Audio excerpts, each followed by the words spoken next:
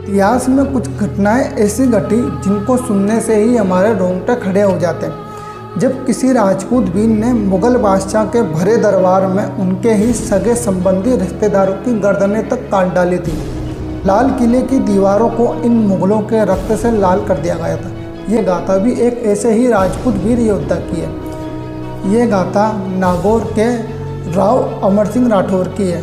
सन 1640 का समय था। यह वह दौर था जब भारत भूमि पर मुगल बादशाह शाहजहाँ की मुगल सल्तनत कायम हो चुकी थी।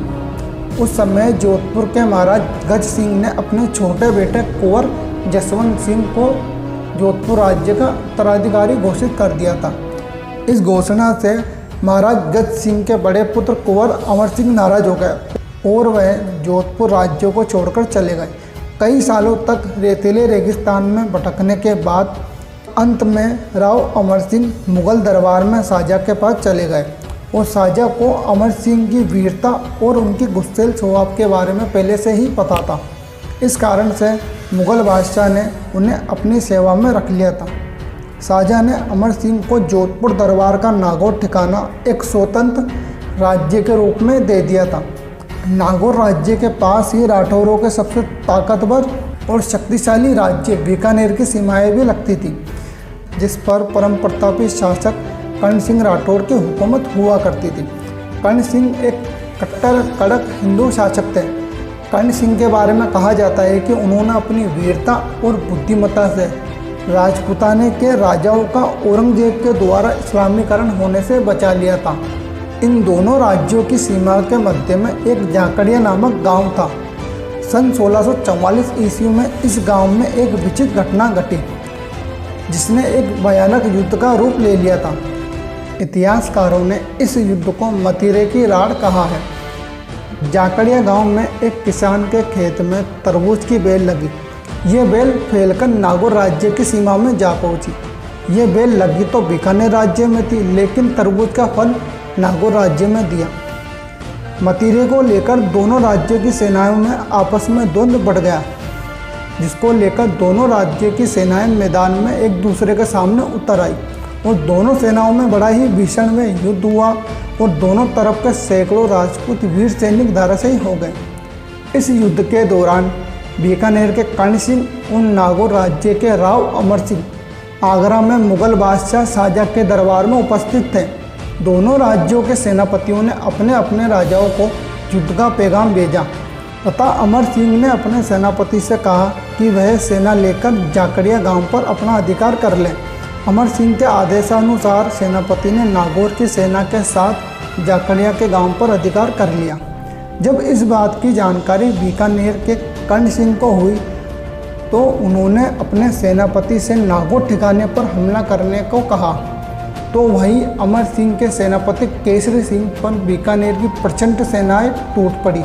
दोनों सेनाओं में बड़ा ही अद्भुत व युद्ध होने लगा।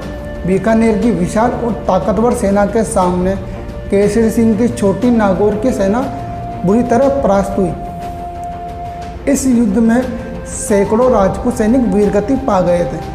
कर्ण सिंह ने अपने राज्य में हुए इस भीषण युद्ध की पूरी जानकारी शाहजहाँ को दे दी थी। इधर राव अमर सिंह भी मुगल बादशाह को संपूर्ण घटना के बारे में बताना चाहते थे।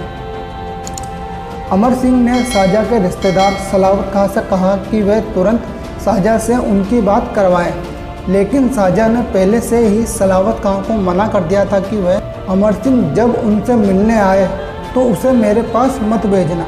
इस कारण से सलावत खां ने कई दिनों तक अमर सिंह की शाहजहाँ से बात नहीं करवाई, जिसके चलते नाराज अमर सिंह एक दिन सलावत खां की अनुमति के बिना ही शाहजहाँ के भरे मुगल दरबार में जाकर खड़े हो गए। बिना अनुमति के प्रवेश करने के कारण सलावत खां ने नाराज होते हुए अमर सिंह को भरे मुगल दरबार में गवार कहकर अपमानित किया। अमर सिंह इन मुगलों के द्वारा अपना अपमान सहन नहीं कर पाए और उन्होंने अपनी कटार निकाली और एक झटके में ही शाहजहाँ के भरे दरबार में सलावत खां का सर काट डाला। ये घटना इतनी तीव्र थी कि किसी को भी अपनी आंखों पर विश्वास नहीं हुआ। ऐसा भयानक दृश्य देखने के बाद मुगलों की शाही सैनिक टुकड़ी ने अमर सिंह को चारों तरफ से घेर लिया। लेकिन मुगल सैनिकों से घिरे होने के बावजूद भी अमर सिंह जी सिंह गर्जना के साथ हर हर महादेव के नारे के साथ उस भरे मुगल दरबार में गरज उठे।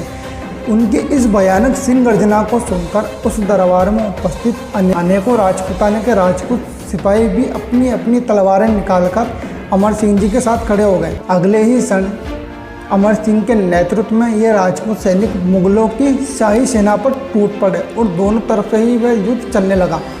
इस युद्ध में इन राजपूत वीरों की तलवारों के वारों से सैकड़ों मुगल सैनिक कट कट कर उस मुगल दरबार में गिरने लगे। थोड़ी ही देर में शाहजहाँ का वह दरबार इन मुगल सैनिकों की लाशों से पटने लगा।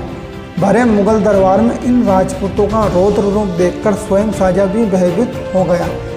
एक क्षण के लिए तो शाहजहाँ को लगा कि संपूर्ण मुगल सत्ता उसके हाथों से निकल गई। इस समय तक मुगल दरबार में मुस्लिम सिपाहियों की तुलना में राजपूत सिपाही ज़्यादा होते थे। इस घटना से शाहजहाँ इतना आतंकित हो उठा था कि उसकी आंखों के सामने अमर सिंह ने सैकड़ों मुगल सैनिकों को काट डाला था और लाल किले की दीवारों को इन मुगलों के रक्त से लाल करते हुए अमर सिंह अपने सैनिकों के साथ सुरक्षित लाल किले से बाहर निकल आए थे। इतिहास के दूसरे स्रोतों के अनुसार अमर सिंह जी लाल किले से बाहर निकलकर मेवाड़ राज्य में चले गए।